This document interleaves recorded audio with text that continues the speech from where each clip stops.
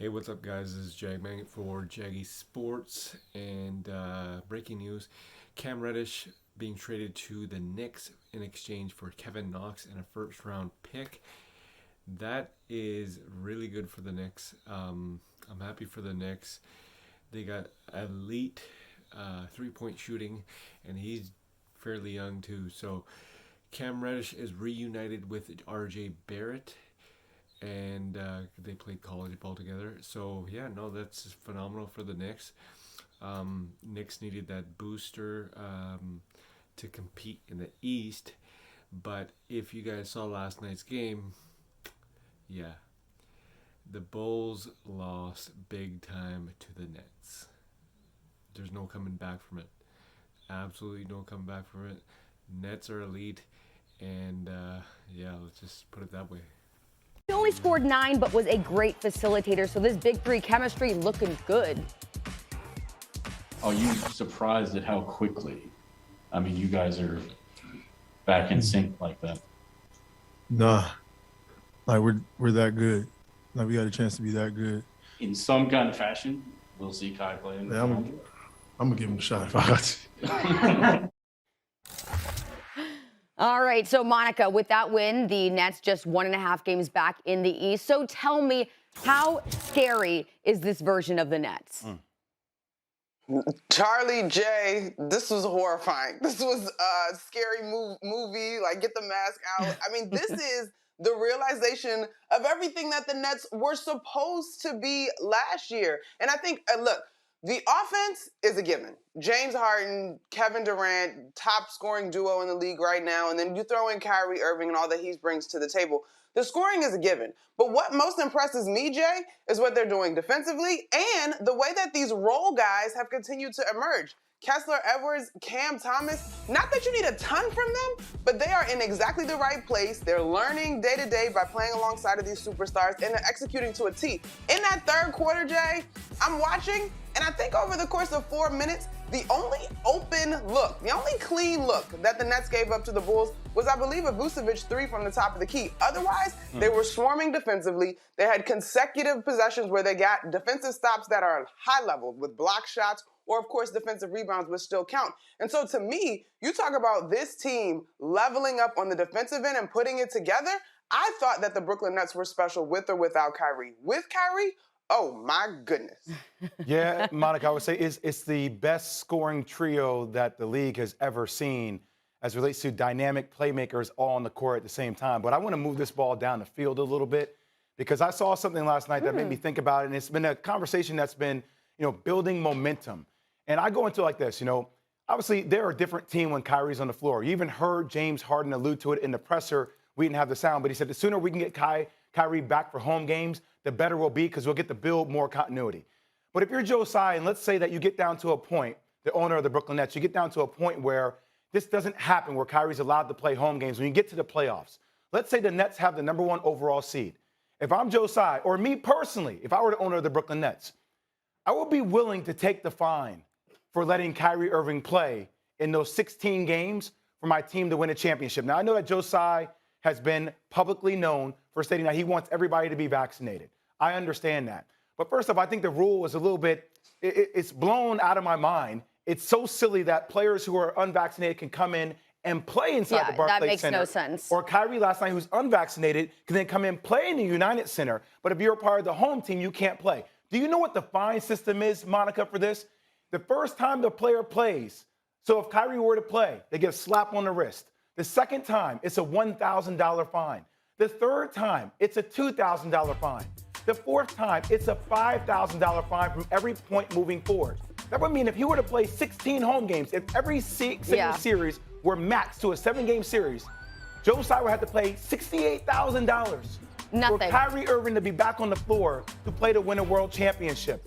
I don't know if it got down to that, Charlie, why you wouldn't do that. I think it really would just come to them walking it back once again. I mean, they already had said at the beginning of the season that they were going to let Kyrie play it all in the part-time capacity, but now they've said, okay, fine. And then it's to walk it back even more, just probably doesn't make them look the best. But at this point, like you said, I think it's completely worth it to go on and win a title. Well, I just feel like everything's changing. So I'll give you another scenario real quick, Monica. So, like, my daughter and my family, we had COVID COVID over the holiday, right? My 2 kids and my wife. And my daughter tests positive. And all of her symptoms were gone after 5 days, 5-6 days, right? But her school wouldn't allow her to come back to school until she had a negative test. Well, now the school is sitting there saying, well, she's showing no symptoms, and she's still positive to a degree, but we'll allow her back to school. So I don't know where we're going to be in 2.5 months from now. Maybe the league will let it go and we'll let players play who are unvaccinated in different cities, not the league, the cities, actually, the municipalities in these different cities, Chicago, New York, LA. Well, we have a new mayor in New York City now. Things can change. Things could definitely change. Listen, guys, in terms of winning, you paying all this money for these guys to be on your roster, $68,000 is a drop in the bucket. That totally makes sense. I also do, although I have been a proponent for the vaccination, I do find it odd that considering Joe Tsai's stance on the vaccine, that it's odd, but I kind of get it. I think it's unlikely that an owner draws their line here when you talk about a championship that is not just in the conversation, but is legitimately within the grasp of this roster as currently constructed. The whole pandemic thing, it evolves day in and day out. I will say this, Kyrie has never misled us, and if he proceeds as an unvaccinated person should, then there is very little to have qualms with. So, I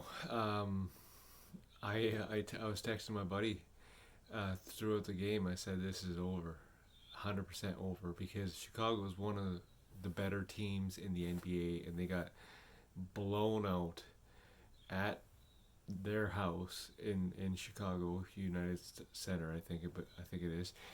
So they got blown out, and it just Nets had their big 3, but actually they had the big 4, because now you have Sharp, who's an elite center, very young center, and doing wonders for the Nets. As well, you have Patty Mills coming off the bench. So the Nets are just sitting pretty right now, and there are talks that they might pay the fine, but then again, there are talks saying that they don't want to go against the league rules. But I don't know. I honestly don't know what they're gonna do. But a bit of housekeeping rumors is Lakers are shopping for Dwight and see what kind of thing they get back for Dwight Howard. I wish they would be shopping Russell Westbrook, but nobody wants that contract.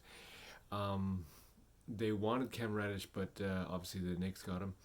So that the trade for Bol from Denver did not go through because of his physical tests didn't go through, so that deal got cut. The Damian Lillard is going for abdominal surgery. What does that put in terms of Ben Simmons' deal? Same thing. Ben Simmons' deal might not happen because nobody wants to pay that steep price. And if you ask any team in the league, that price is going up and up. So expect Ben Simmons to stay as a 76er. So that, and I had a couple other rumors I heard as well. Basically, I'll put them on Twitter, or I'll talk about them on the podcast. But at the end of the day, Nets are looking pretty, and I just can't see anyone beating them right now. If they keep this going with the big 4, big 5, big 3, I just don't see anyone beating the Nets. It's I know a buddy of mine told me that the Warriors and the Suns are legit.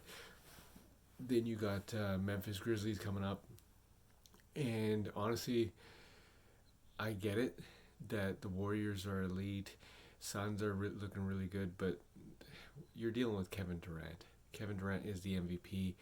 Guy doesn't miss. I know you're saying that about Steph Curry or Klay Thompson, but Kevin Durant doesn't miss. And James Harden, if he plays like James Harden, the MVP, He's not gonna miss. Kyrie is just insane. Yeah, so it's okay.